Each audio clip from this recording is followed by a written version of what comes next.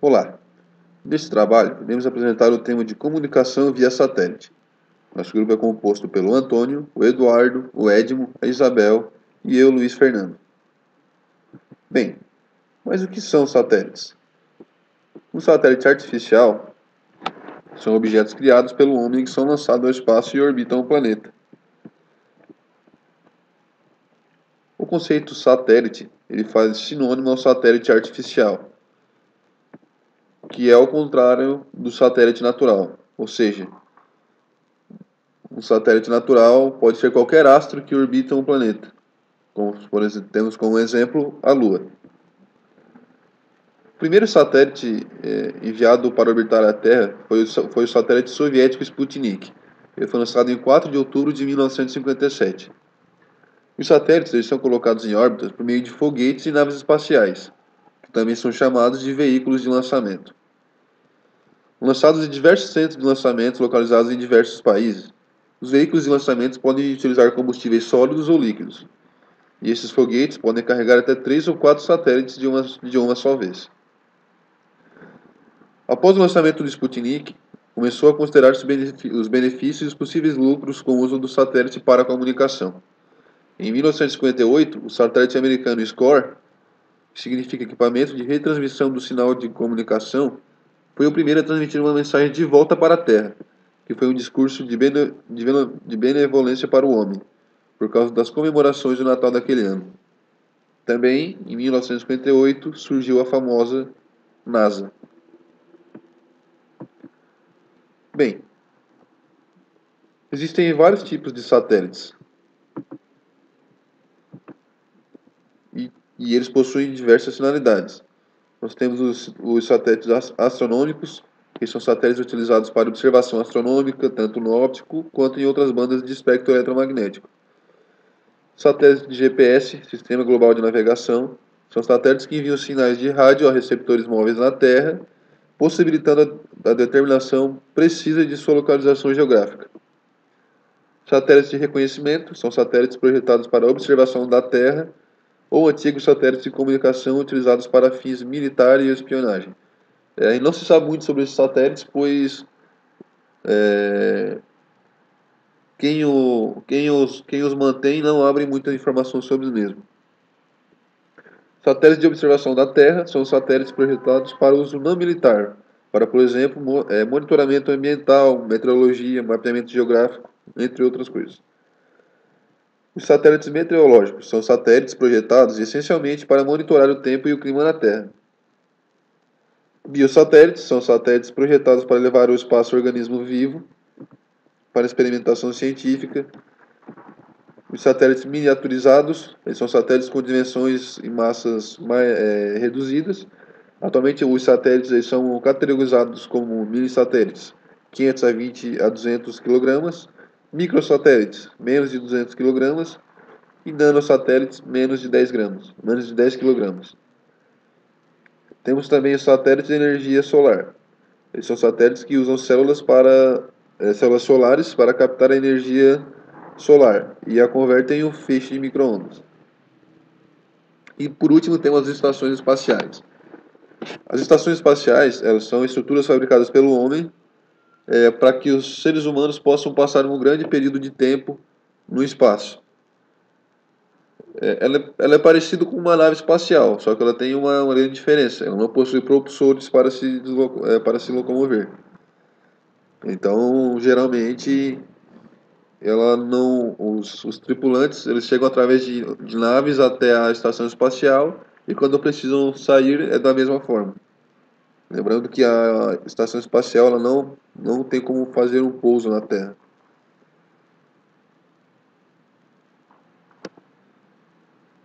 Bem, também temos os satélites geoestacionários. Os satélites geoestacionários eles são satélites que se encontram aparentemente parados em um ponto fixo sobre a Terra, geralmente sobre a linha do Equador. Como eles se encontram sempre sobre o mesmo ponto da Terra, os satélites geoestacionários são utilizados como satélites de comunicação e observação de algumas regiões da Terra. Só que o satélite geoestacionário ele não está parado. ele tem o mesmo período de rotação da Terra, por isso ele aparenta estar no mesmo lugar sempre, mas ele está em constante movimento com a Terra. Esses satélites, geralmente eles estão aproximadamente 36 mil quilômetros de distância da Terra. Bom, a comunicação desses satélites. Como são feita a comunicação de satélites? Geralmente os satélites eles são colocados em órbita na Terra com a missão de transportar repetidores de sinais de telecomunicações.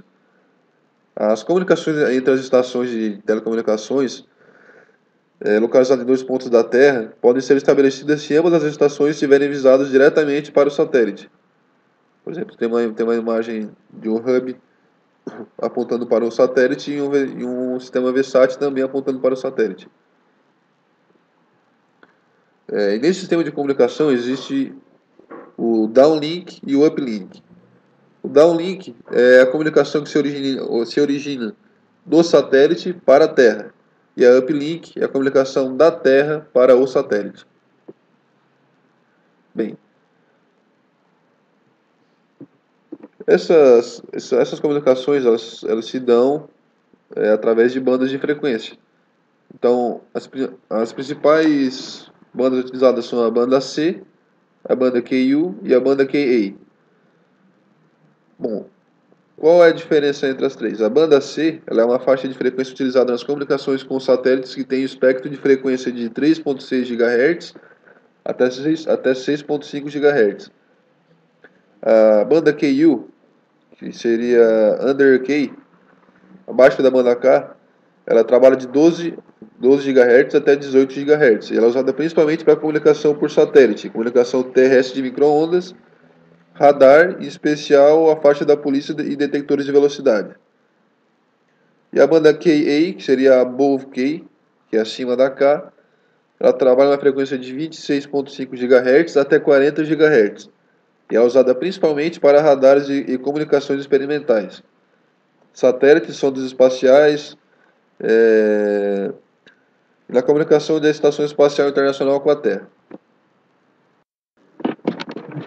Neste trabalho, nós iremos demonstrar como é feita a instalação de uma Claro TV. Então, nós vamos mostrar quais são os cuidados e quais são as características dessa instalação. Então, na prática, existem vários cuidados que devem ser tomados ao instalar um equipamento de comunicação via satélite. Como vamos instalar a Claro TV, nós demonstraremos isso em vídeo na prática, mas antes vamos fazer uma breve abordagem teórica. Lembrando que a Claro TV ela utiliza os sinais de um satélite geoestacionário da empresa Star One, na banda QU. Bom, as instalações do equipamento, ele parte justamente da antena, ou seja, como que ela está posicionada. Então, temos três características da antena: a elevação, o azimuth e a polarização. A elevação é a inclinação da antena em relação ao solo, conforme demonstrado na primeira figura. O azimuth é o ajuste da antena em relação ao norte magnético, ou seja, o movimento lateral de ajuste, rotação da antena no plano horizontal. Você vai tentar localizar da onde está vindo o norte magnético. A polarização é onde será alinhada a posição das antenas de microondas para a recepção do sinal do satélite. Bom, agora nós vamos para a parte do vídeo prático.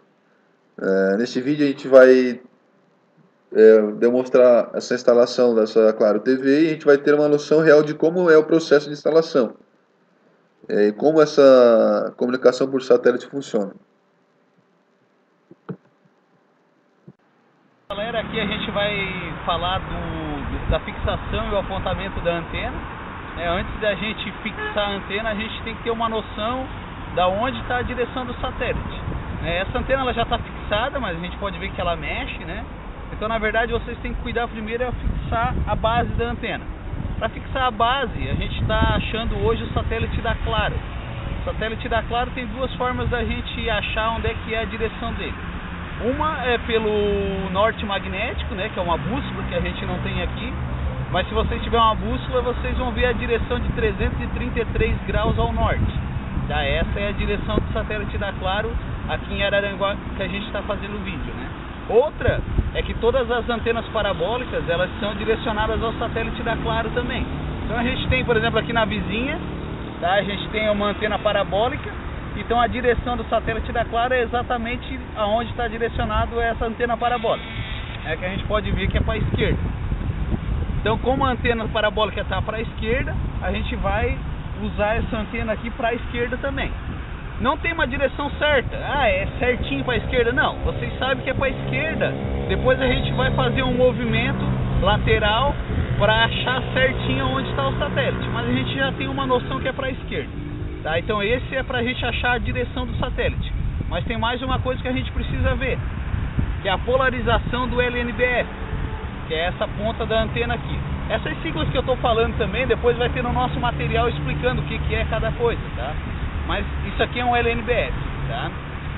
A gente tem que achar também o ângulo dele, porque senão a gente não consegue fazer o apontamento.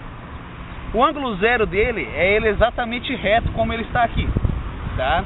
No satélite da Claro, que é o satélite que a gente está achando o sinal aqui, ele é 40 graus. Então se aqui ele está zerado, para a esquerda ele começa a subir os graus, né? Então aqui ele é o zero no caso, né? Aqui ele vai fazer 90 graus, se ele tivesse totalmente de lado, né? Como ele é 40, a gente sabe que é mais ou menos nessa posição. O 0, o 90, então o 40 é mais ou menos assim. Então isso é outra coisa que a gente tem que sincronizar para poder achar o sinal, tá? Depois disso a gente vai fazer o apontamento mesmo fino para achar mesmo a intensidade. Primeiro a gente estava só ajustando, no caso, a localização da antena e ajustando a polarização do LNBF. Tá? Então, neste momento, o Edmo está lá em cima com a sintonização da antena e eu estou no Viva Voz com ele e ele vai mexer na antena, fazendo a sintonia fina lá. Ele já achou mais ou menos a direção do satélite. O nível que aparece aqui na televisão aqui seria correspondente ao cabo que está conectado, então ele está com sintonia no cabo. Pode começar a mexer, médio, na antena. Ó, deu 50, 72, 50, 72%. Claro, o nível máximo que ela alcança é 71% devido às qualidades climáticas. E o satélite está a uma distância muito grande, então ele não chega a 100%. Então 71% ele já consegue buscar os canais com qualidade e pode fazer a varredura dos canais.